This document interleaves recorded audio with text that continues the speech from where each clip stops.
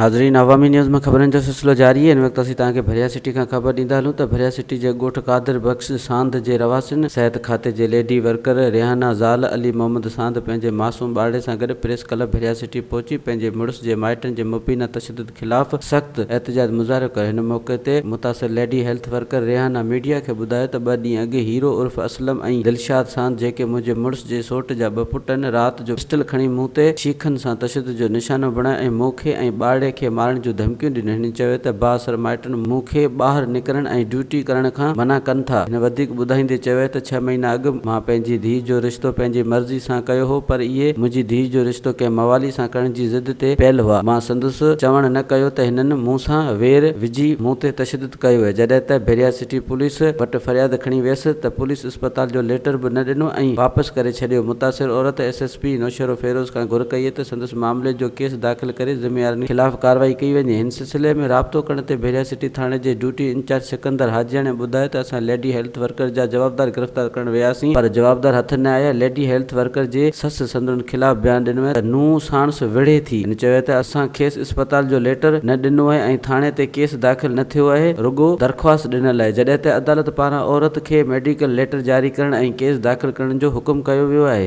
वधीक ख़बरनि ऐं तफ़सील लाइ विज़िट कयो अवामी news Facebook page, YouTube page ऐं अवामी न्यूज़ वेबसाइट।